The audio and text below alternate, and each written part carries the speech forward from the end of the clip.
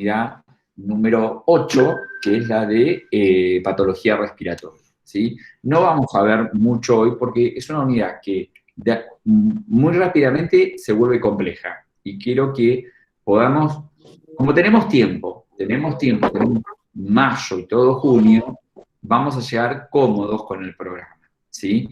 Si bien es muy seguro que la semana próxima volvamos a la escuela y haya 3 días por estar en la escuela y 2 horas y media o 3 horas de clase, creo que vamos a llegar con comodidad, ¿sí? Ana, ¿quieres hacer alguna consulta? Porque está con su micrófono abierto. No, profesor, buenas tardes. No, ¿Qué me tal? acabo de integrar, sí, ingresé al coso, a la eso no, ahora Muy bien. abajo. Muy bien, muchas gracias. Bienvenida. Bueno, ahora sí, entonces vamos a empezar la unidad número 8, como les dije.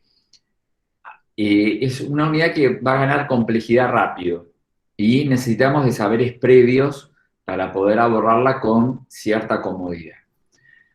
Vamos a empezar a decir, y acá hay que desglosar, hay que desarmar hasta la misma definición de bronquiolitis, que ya a la brevedad la vamos a ver, hay que como desarmarla. Pero para desarmarla hay que recordar la anatomía y la fisiología del aparato respiratorio, que es igual al nuestro con 40, con 20, con 50 años de edad, ¿sí?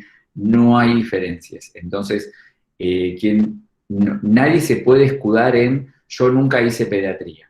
Obviamente sí con la atención, sí con el contexto, sí con la comunicación, eso por supuestamente que sí. Pero la fisiopatología, la anatomía, la fisiología, la farmacología son exactamente iguales.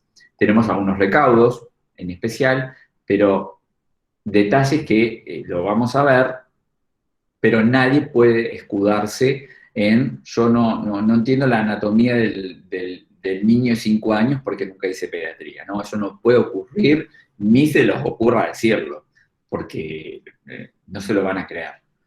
Bien, entonces, las infecciones respiratorias, vamos a empezar por las infecciones respiratorias agudas bajas. ¿Por qué por las bajas? Porque las altas no ponen en peligro la vida de nadie, salvo las laringitis, que, a ver, no es que pongan en peligro, sino que la estrechez de la vía aérea, donde más se pronuncia, es en la laringe, ¿sí? Recuerden, si hay una porción estrecha de tu vía aérea, es la laringe. Y acá tenemos que decidir algo, ¿sí? La laringe, ¿sí? Como órgano del aparato respiratorio, es bisagra en el sentido que divide una vía aérea de otra vía aérea. Acá en el dibujo figura como que la laringe estuviese en el marco de una vía aérea alta. Y está bien, pero la mayoría de los neumonólogos pediátricos entienden que la laringe ya pertenece a una vía aérea baja. Entonces, hay como cierta disputa entre que la laringe es el último órgano de la vía aérea alta y otros que dicen, no, es el primero de la vía aérea baja. ¿Sí? Entonces, lo que vamos a hacer nosotros, vamos a ponernos de acuerdo entre nosotros en esta pulseada, nos vamos a poner de que la laringe es el primer órgano de la vía aérea baja, ¿sí? Entonces recuerden, la laringe es nuestro primer órgano de la vía aérea baja. Hasta la faringe es alta. De laringe hasta tu bronquiolo respiratorio es baja.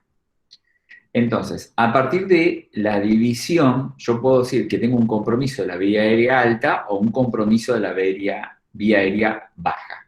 Si yo, por ejemplo, digo, tengo una intensa rinitis, cavidad nasal, tengo un problema de mi vía aérea alta. Si mi paciente tiene una faringitis, ¿sí? Tiene un compromiso de la vía aérea alta.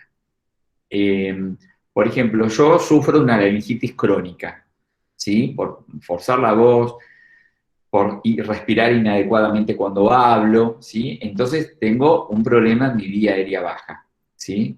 En pediatría, un falso Krupp, ¿sí? Es una laringitis que siempre es de necesidad de resolverse rápido, porque recuerden, la laringe habíamos dicho que era un órgano muy estrecho en la vía aérea, de todos, niños y adultos.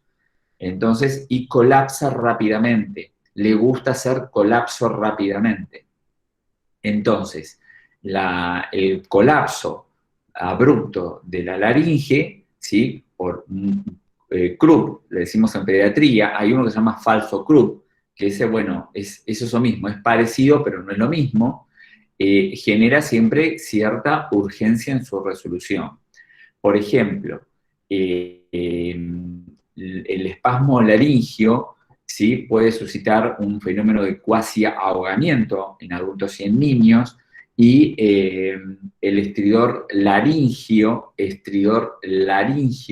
es muy frecuente en pacientes que han estado ventilados con tubos endotraqueales, o por muy largo tiempo, o bien porque el tubo era demasiado grande, o se retiró el tubo endotraqueal con el balón de neumotaponamiento, algo todavía insuflado, y eso lastimó. El estridor laringio es un ruido que ni siquiera hace falta auscultar el estridor laringio, ¿sí? El estridor directamente se escucha sin ningún equipo y puede ser expiratorio o inspiratorio. ¿La gravedad cuál es? Y que se cierra la glotis en la laringe. Entonces eso genera cierta gravedad en cuanto a que el paciente pierda la capacidad, ¿sí? De que su primera porción de la vía aérea baja no permite una adecuada ventilación. Y fíjense que yo no usé respiración, dije ventilación, ¿sí? Porque acá hay que separar. Yo les dije, hay que desarmar mucho la unidad para luego adentrarnos a la patología. Por eso les dije que hoy no va a ser una larga superclase, porque es muy compleja en poco tiempo. Entonces, como hay mucho pues, como deglutir, ¿sí? Conviene poquito, pero intenso. Entonces, vuelvo. Recuerden que no vamos a hablar, vieron que yo dije, interrumpe la capacidad ventilatoria espontánea del paciente. No dije la respiración, porque la respiración es una suma de eventos, ¿sí?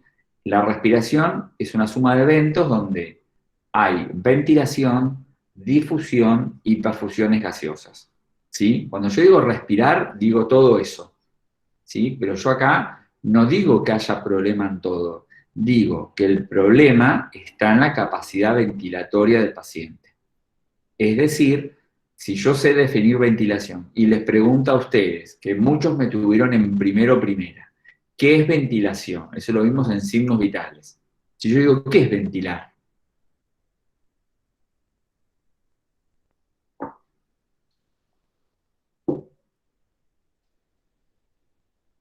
¿Alguien sabe lo que es ventilar?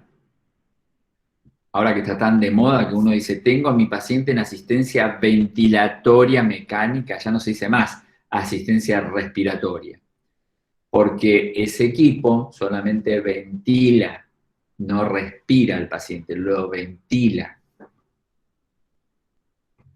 Miren que va a haber preguntas de este tipo para el parcial, ¿eh? Como yo les digo, yo voy de lo simple a lo complejo. La ventilación la vamos a entender, esto es lo bueno que queda grabado, así que después se puede repasar. Y si alguien se olvidó mucho, tiene que ir a los apuntes del primer año, ¿sí? La ventilación es el proceso por el cual una columna gaseosa, se llama columna porque la vía aérea se comporta como una columna, es el movimiento o desplazamiento de una columna gaseosa, ¿sí? Cada vez que inspiramos y expiramos, ¿sí? Entonces, cada inspiración y expiración, es decir, un ciclo respiratorio, moviliza una columna gaseosa. Eso se llama ventilación, a un ritmo y a una profundidad determinada. Esas son características de la respiración, del todo. Entonces, decíamos que siendo la laringe la porción más estrecha y que hemos unificado el criterio de que es el primer órgano de la vía aérea baja, por ejemplo, decíamos que es generador de problemas, sí, las laringitis agudas, crónicas, y de las formas agudas, el Krupp en la infancia, o el laringoespasmo también en la infancia y el adulto, y el estridor laringio es muy propio de pacientes extubados recientemente que estuvieron largo tiempo ventilados o con tubos endotraqueales un poco más grandes de lo que debieron haber sido, o porque el balón de neumotaponamiento, ¿sí? El balón de neumotaponamiento, vamos a buscar una imagen del TEC para que quiero que quede que sabemos de lo que estamos, quiero unificar que todos sabemos lo que estamos viendo, ¿no? Ay.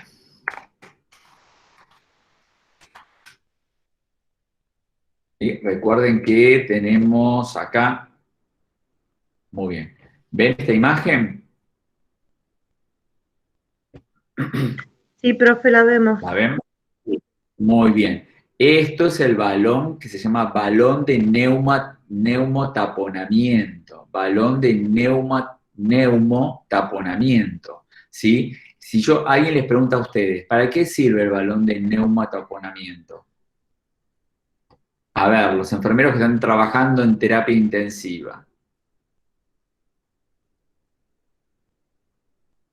¿Se preguntaron alguna vez por qué tiene un tubo endotraqueal estos balones? Perdón, profesor, estoy en la calle. ¿Me repite la pregunta?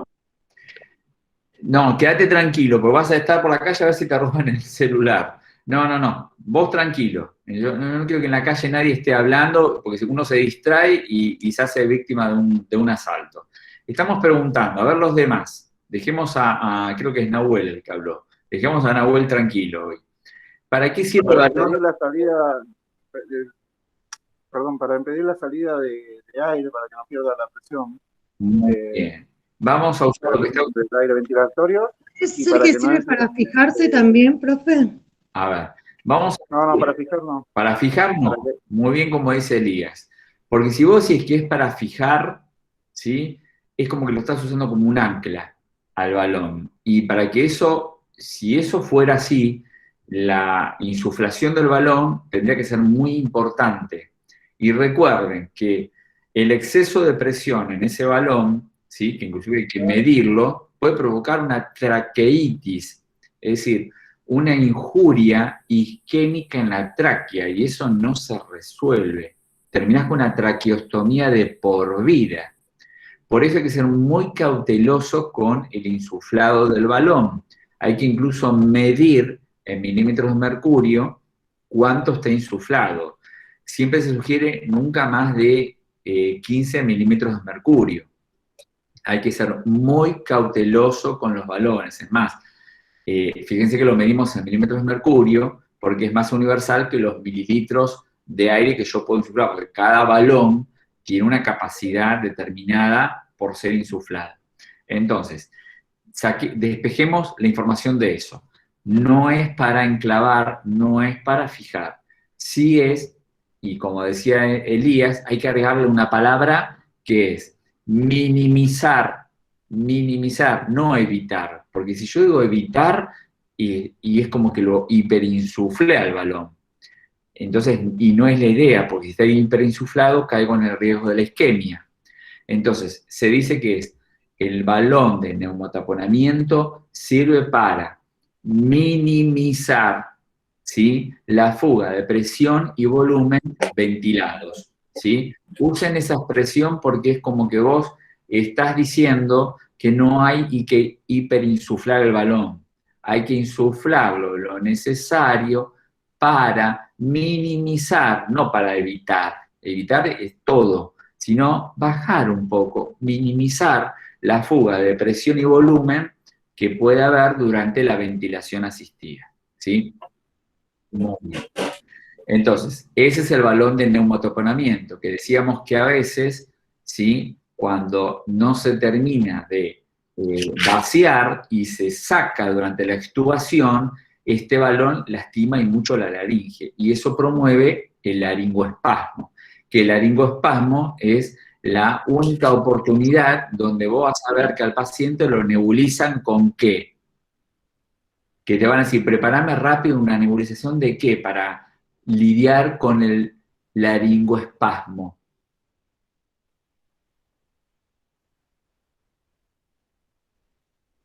yo creo que en primero una vez les dije, la única vez que van a nebulizar con adrenalina es cuando tengan un laringoespasmo, ¿sí? Acordate, cuando el paciente post-extubación empieza a tener ese ruido que no se oculta, se escucha. A ver, voy a ver si encuentro un ruido de estridor laringio. Pero fue una consulta para que me quede claro. ¿Los balones esos vienen en los tubos endotraqueales? En algunos, porque yo no los he visto, por eso pregunto. Los balones de neumotaponamiento, ¿sí? Aparecen a partir de tubos endotraqueales para niños de 9 años en adelante, u 8 años en adelante, ¿sí?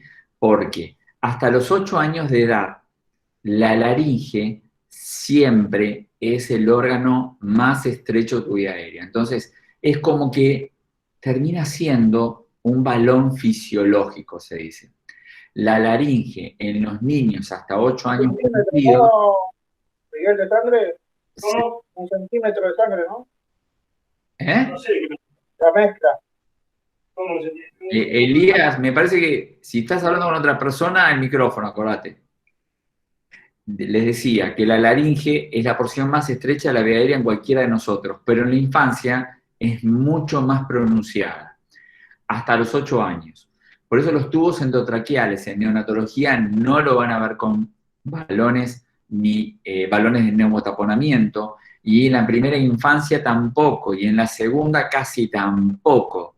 Muy pocas veces en niños de 9 años o más, donde la laringe dejó de ser muy, muy estrecha, pueden aparecer los balones de neumotaponamiento, ¿sí?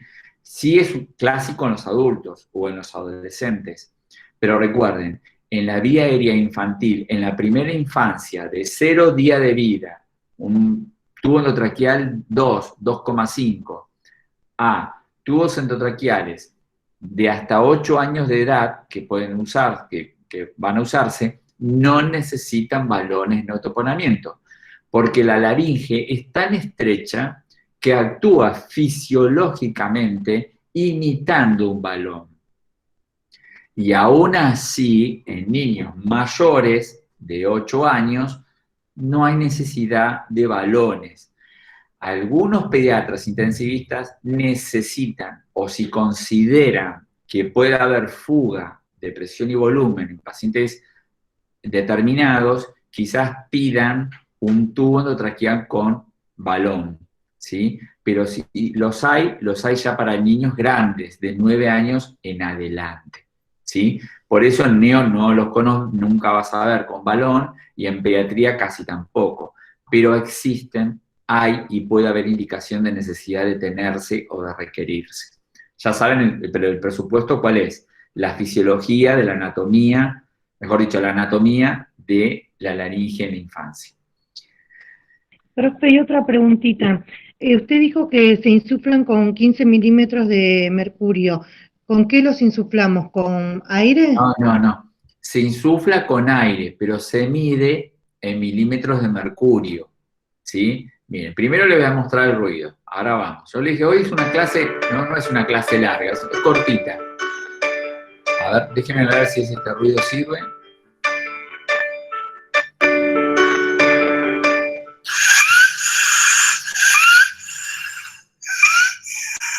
Bueno, eso es un estridor.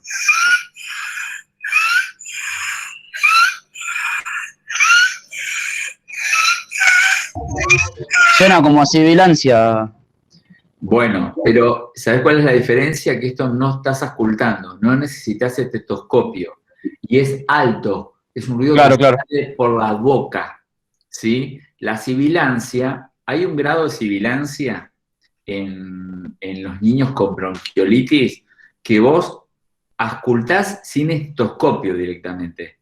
Pero te das cuenta que es bien de parénquima, sale como del pecho el ruido, ¿sí? Pero acá sí, es verdad. Es alto, sale por la boca, se amplifica en la boca. Y sí, es un ruido de que el paciente se está ahogando, ¿sí? Los adultos te dicen me ahogo, y realmente se están ahogando, porque la laringe se estrecha lo suficiente para no permitir la ventilación, es decir, el movimiento de una columna gaseosa cada vez que inspiras y expiras. Y es la única vez donde van a tomar una ampolla de adrenalina, que ¿cuánto viene de adrenalina? 1 miligramo en 1 mililitro, la van a tomar la ampolla, van a diluirla con 9 mililitros de solución fisiológica y vas a tener 0,1 miligramos por mililitro finales, ¿sí? En 10 totales, y ahí el médico te va a decir, generalmente en pediatría la indicación es 0,1 mililitros de esa dilución, es decir, 0,1 miligramos de adrenalina, más 2 o 3 mililitros de fisiológico que le agregues y empezar a nebulizarlo ya.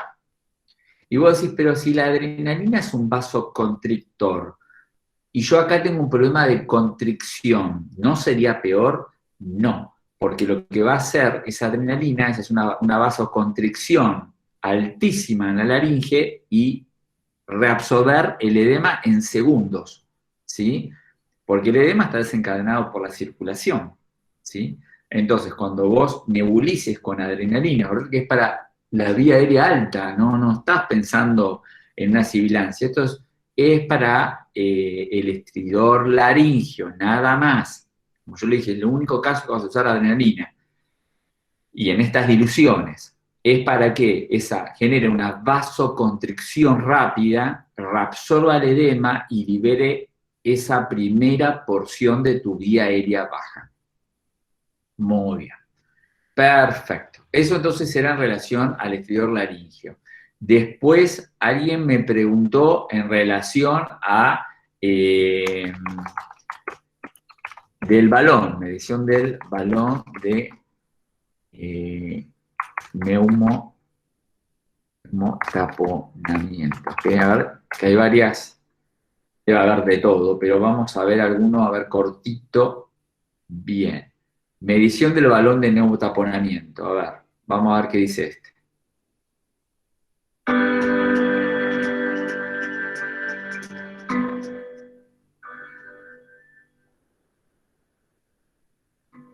El cuidado de la vía aérea es una parte muy importante dentro de las funciones de la enfermera de cuidados intensivos. Un aspecto de este manejo es el control y mantenimiento de una adecuada presión de neumotaponamiento o manguito traqueal. Este control va a contribuir a garantizar la seguridad del paciente, pudiendo ser un riesgo cuando el control no es correcto.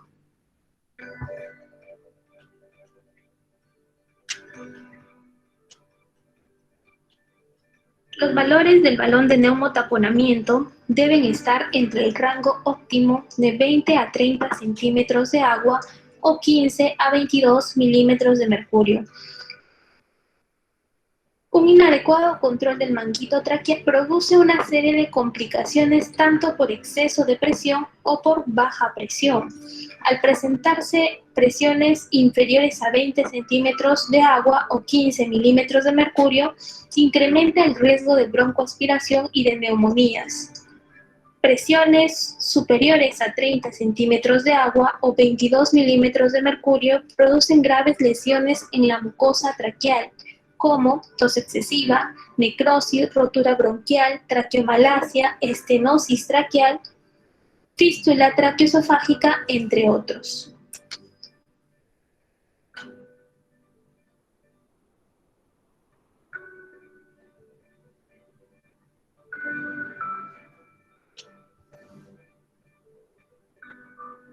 La medición del balón de neumotaponamiento se va a comprobar ante cualquier manipulación del tubo orotraqueal. En caso de drenaje postural, previo al lavado de bocas, después de la rotación de la posición del tubo endotraqueal en la comisura y en presencia de fugas. Esta se va a realizar al menos cada 6 horas, aunque hay estudios que demuestran que existe pérdida constante de presión a partir de las 4 horas tras la medición. ¿Qué materiales necesitamos para realizar la medición? Necesitamos un equipo de protección personal, el equipo completo para aspiración de secreciones un dispositivo para la medición de presión de neumotaponamiento, una extensión que va a ser opcional y un detergente de superficies para la desinfección de este equipo. Ahora vamos a realizar la medición del balón de neumotaponamiento. Primero vamos a realizar el lavado de manos y la colocación del equipo de protección personal. Después verificamos la posición del paciente, cabecera a 30 grados, salvo contraindicación. Luego procedemos a la aspiración de secreciones por boca. Esto es muy importante para evitar la microaspiración, debido a que al conectar el equipo de medición con la válvula del tubo endotraqueal, se va a producir que se desinfle levemente el balón de neumotaponamiento. Por lo tanto, si no realizamos la aspiración previa, las secreciones que están por encima del balón van a ingresar a la vía aérea inferior.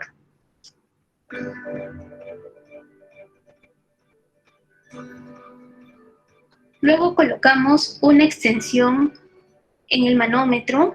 Esto es opcional, lo vamos a colocar con la finalidad de evitar un contacto directo del equipo de medición con la válvula del tubo orotraqueal.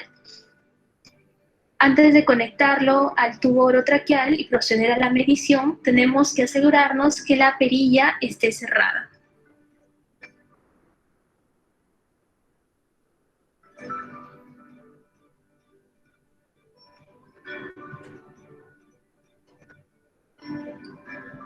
Colocamos la extensión en la válvula del tubo orotraqueal, observamos una presión de 40 centímetros de agua. Para disminuir esa presión vamos a abrir levemente la perilla y vamos a observar que la presión va a ir bajando y vamos a dejarlo en los niveles óptimos. En esta siguiente medición observamos que la presión está por debajo de los 20 centímetros de agua. También es inadecuada, incrementa el riesgo de broncoaspiraciones. Para incrementar esa presión vamos a insuflar la bombilla levemente hasta llegar al rango óptimo. Se sugiere no dejar la presión en el rango inferior, ya que al retirar el equipo de medición se va a producir una pérdida de presión.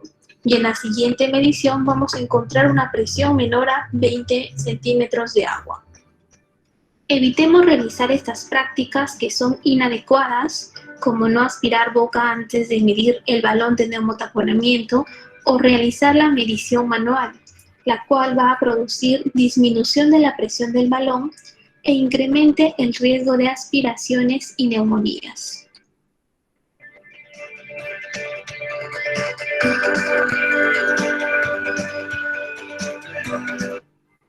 Bueno, como vieron, el equipo que se necesita no es nada complejo, puede estar en cualquier terapia intensiva.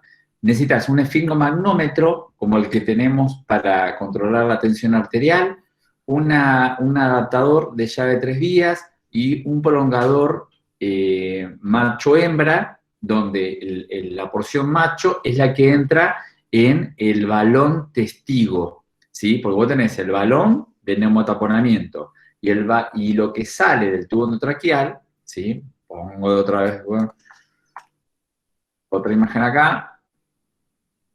Esta porción, ¿sí?, que tenemos acá, esto es el balón testigo, ¿sí?, o el balón de control. Acá es donde yo insuflo, acá dentro tiene una valvulita unidireccional que yo con una jeringa con aire empujo e inyecto aire y se insufla el balón. Cuando saco la jeringa, la válvula se desactiva e impide la fuga de aire, pero también su ingreso. Entonces, la porción macho del prolongador, como veíamos en el video, entra acá, empuja la válvula y permite la determinación de la medición que entre 15 a 22 milímetros de mercurio es el ideal. Como nosotros usaríamos un esfigmomagnómetro, estamos midiendo los milímetros de mercurio. Y esa es una forma rápida que tenés de determinar con bastante certeza la presión que debe tener un manguito, ¿sí? Entonces, es mucho mejor manejarla en milímetros de mercurio que en centímetros de agua, ¿sí? Porque en centímetros de aire, disculpen. Porque en Profe, ¿le puedo? de aire cambia con cada tubo. Sí, dígame. Disculpe, profe, le quería decir que yo conozco, o sea, trabajo con los pacientes que tienen traqueostomía Y hay algunos que ya el aparatito viene exclusivo y en otros, bueno, nos inventamos, como usted dice, con Con el ¿cómo se llama? efimogrammetro. Claro, y con las 3 vías, todo tal cual como usted dijo, y la Sí. indicación de insuflación al balón, nos dice el doctor, dice, póngale a una nena de 10 años, bueno, insúflelo con 30 milímetros de mercurio. Y otro, el chiquito que tiene 2 años, le insuflo con, no, como no tenemos el aparatito, entonces lo insuflamos con ¿cómo se llama? Con la jeringuita de 1 milímetro, claro, a solamente un centímetro, sí, 1 centímetro o a 1,5 centímetros, nada más. Y con aire, jamás con agua, nunca, no lo No, escuché. Es la no, primera vez que escucho a decir que con agua, jamás. no. Con agua no se insufla, Claro, se solamente mide, con aire. Pero ahora claro. escuché Siempre se insufla con con aire, aire, claro, pero pero ahora, cuando se mide, los aparatos pueden medir en milímetros de mercurio, como es el aneroide que usamos todo el tiempo para la tensión arterial, y hay aparatitos un poco más antiguos que miden en centímetros de agua. eso quiso decir, Miden, porque yo me confundí, claro, me sí, quedé admirada. sí, Es ¿no? tipo cuando cambiamos la traqueostomía, ¿sabe qué hacemos? Primero se saca todo lo que se aprendió en la teoría de enfermería, se añade, ¿no? Se trata de desinflarlo todo, o sea, 1 o 2 veces por lo menos, sacar todo el Ujú. aire, y después recién ahí se hace el cambio de traqueostomía. Y Perfecto. después, una vez que se ha cambiado, ahí recién se insufla nuevamente con la misma cantidad. Claro, perfecto, como dice Eva, hay que recordar que no solamente los tubos endotraqueales tienen balones de neumotaponamiento, las cánulas de traqueostomía tienen balones de neumotaponamiento. La idea, como decía ¿cómo se llama? El video es, los límites están entre 15 a 20, yo normalmente busco números enteros, entre 15 a 20 milímetros de mercurio, 30 me parece que sería un poco mucho. Salvo que estés midiendo en centímetros de agua, que llega a 30, pero Pero centímetros. depende también el número de traqueostomía, lo que usa el paciente, porque hay número, viene enumerado de acuerdo Sí, a la sí, sí, edad del obviamente. paciente, y Cada, cuando se cambia la traqueotomía, siempre recordamos lo primero que se hace por las dudas. Yo por lo menos cuando voy siempre lo observo si tiene algo de aire, que para mí tiene que tener nada de aire para que no, no le obviamente. sea Para incómodo al paciente. para Claro, sacarlo, para obviamente, sacar lo mismo. El la ingreso, evacuación total. aunque ¿Sí? venga estéril, no me importa, yo igual lo pruebo. Perfecto. Está bueno probarlo siempre, igual que los tubos endotraqueales. Se prueban de que el balón no esté pinchado, que puede por defecto venir Claro, de fábrica, la traqueostomía también. Entonces siempre se prueban todos tus dispositivos antes de ser colocados. porque En vienen caso de, bien selladitos todos, pero viene obviamente, fallado porque le puede, digo, esto una vez nos pasó y digo, ¿pero qué pasa? Porque eso se desinfla siempre. Bueno, esto pasó después, otra cosa, los chiquitos cuando son grandes, cuando son recién nacidos, póngale a los 2 o 3 meses, cuando le ponen la traqueotomía, viene sin balón el claro, cánula. sí. Después recién el Después, tiempo le ponen, sí. nosotros, como ya les decíamos, que si bien la canalotraqueostomía ya es otra cosa, ¿sí? No entré en ese tema, los tubos endotraqueales siempre usamos, dejamos que la laringe actúe como tal.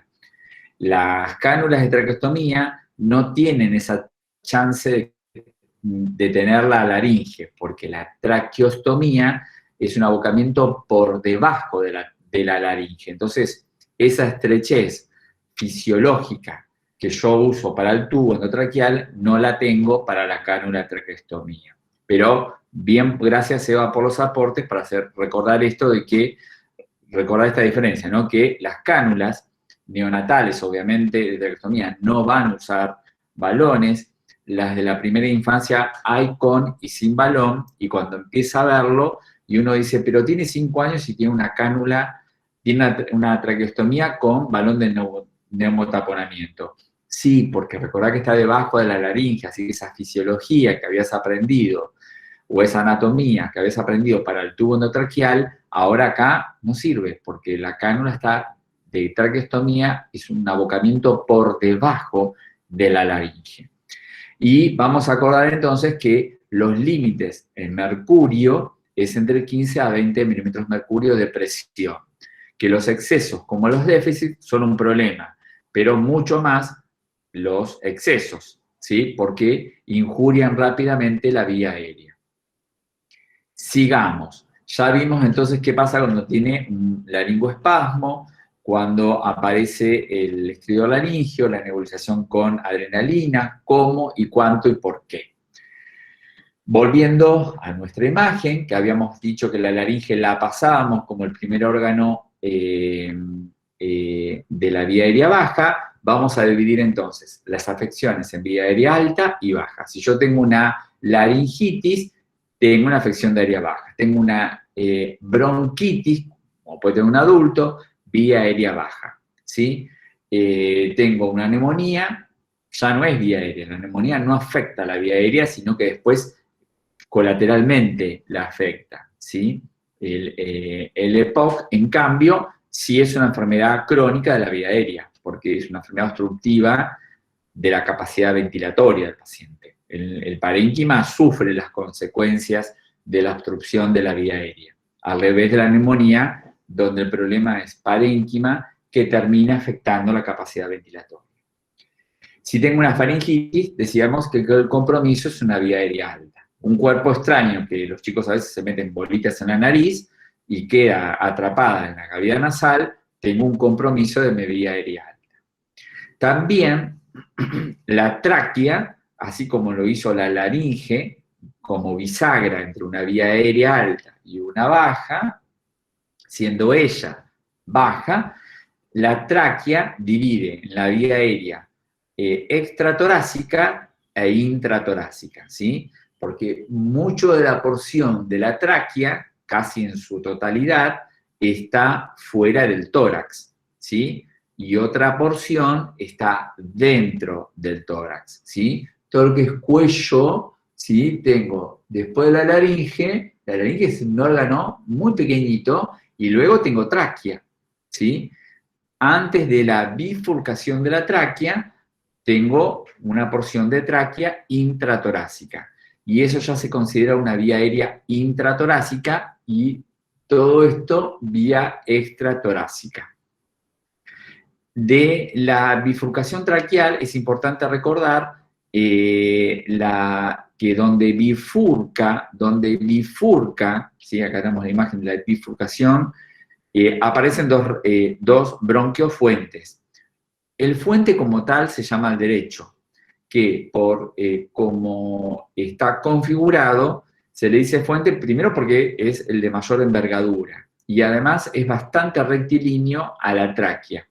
Voy a hacer un dibujo para poder mostrarlo mejor, porque acá los dibujos, digamos, son ilustrativos, pero si uno viera la tráquea en realidad, vería esta forma. Porque acá yo tengo al miocardio. Esperen que ahora les voy a mostrar. Tráquea, bronquiofuente derecho, y acá tengo el bronquiofuente izquierdo. Ahí les muestro. Por ejemplo, miren. Bueno, yo tengo acá la tráquea. Se dice que el bronquiofuente derecho es bastante más rectilíneo. Es como que vos venís por una calle que se bifurca y es más fácil ir a la derecha, porque es como rectilíneo. Además, tiene mayor envergadura. En cambio, cuando bifurca la tráquea, el bronquiofuente izquierdo abruptamente toma hacia la izquierda. Es como que vos venís por la calle y ¡pum!, sale de la nada una calle hacia la izquierda y es más fácil seguir por la derecha. Por eso se le llama bronquiofuente derecho, porque es de mayor envergadura, es bastante rectilíneo a la tráquea, y la mayoría de los cuerpos extraños, como en la infancia o en un adulto que broncoaspira, la mayoría de todo lo que se broncoaspira termina en el bronquiofuente derecho, por esta misma condición anatómica. En cambio, es muy difícil que vaya hacia la izquierda, ¿sí? Por la posición abrupta del bronquiofuente izquierdo, que hace más difícil que algo vaya a ese bronquio, ¿sí? ¿Y por qué abruptamente toma la izquierda? ¿Por la presencia de quién? ¿A quién tengo acá en el tórax?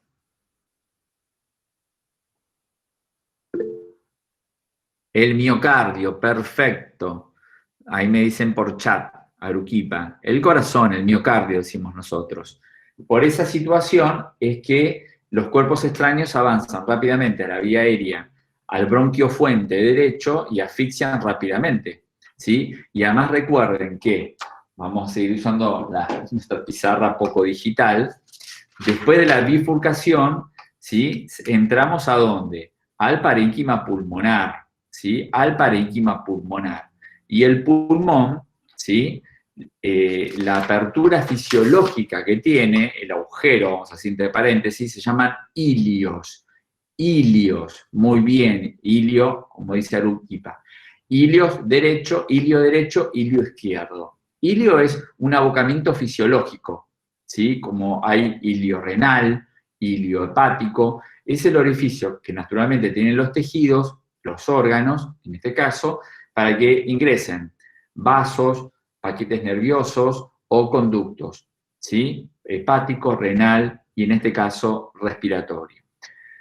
Los bronquios tan pronto entran a cada parénquima pulmonar, a cada pulmón, empiezan a dividirse, ¿sí?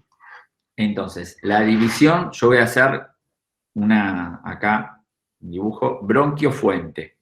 La primera división que tienen es la de hacerse un poco más chiquitito y dividirse en bronquio lobar, o bronquio lobar, que puede ser superior, medio, inferior. Del lado derecho, que tengo 3 lóbulos pulmonares, y del lado izquierdo, el bronquio fuente izquierdo entró al pulmón y se divide en 2, bronquio lobar superior y bronquio lobar inferior, ¿sí?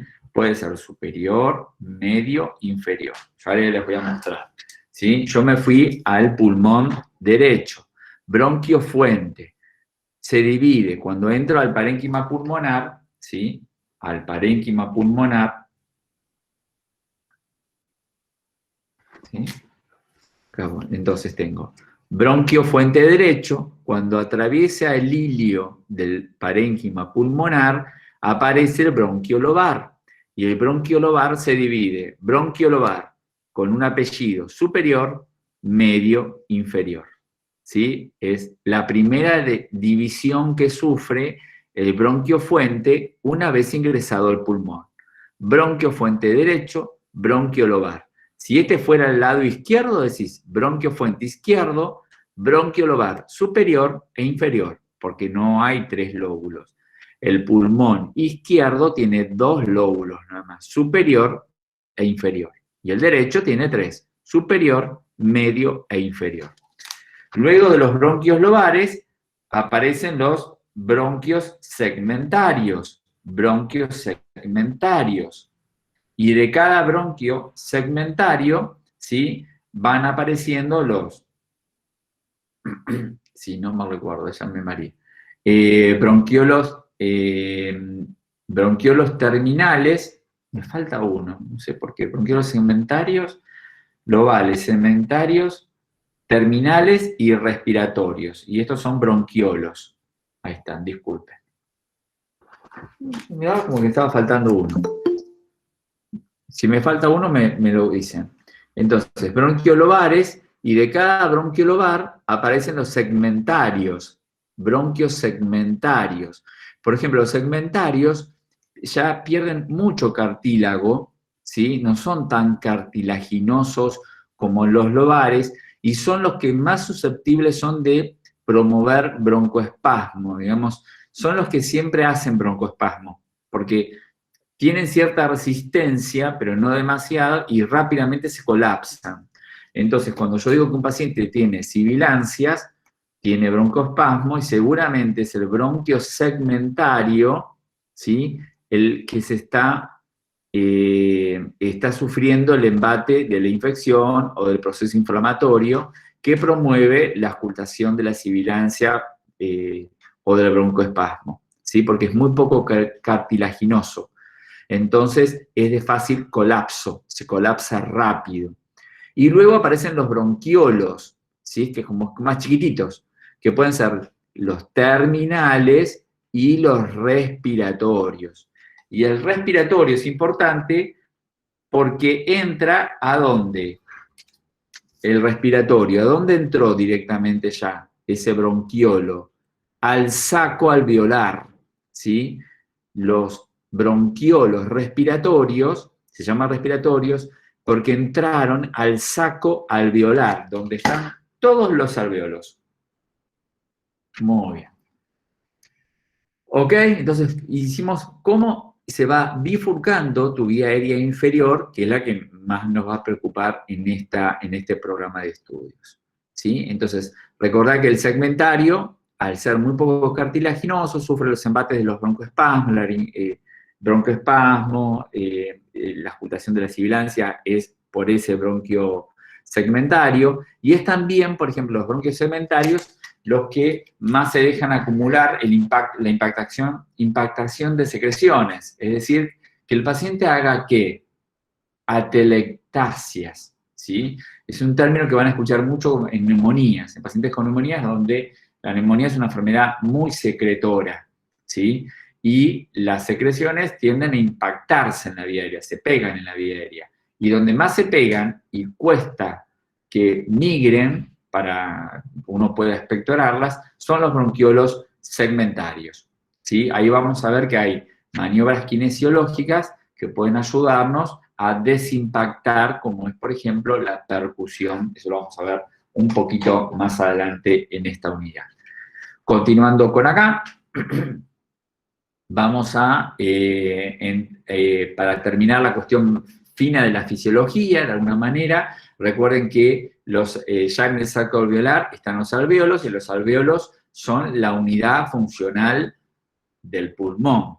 Y pregunta que siempre nos hacemos, ¿qué es la unidad funcional? Una unidad funcional es la mínima expresión de tejido o células que hacen a un órgano, ¿sí? Y entonces, la unidad funcional del pulmón son los alvéolos. Y de los alvéolos, si hay un lugarcito que nos interesa mucho, ¿cuál es? La membrana alveolo-capilar. ¿Ver? Hago una imagen. Normalmente que sí. Acá, a ver. Esta puede servir. A ver si se ve grande.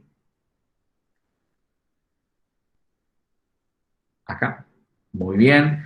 Entonces, el alvéolo como unidad funcional, ¿sí? Importa y mucho, pero si yo algo le miro del alvéolo es la intimidad de la membrana alvéolo capilar. Acá le pusieron barrera, pero nosotros decimos membrana alvéolo capilar.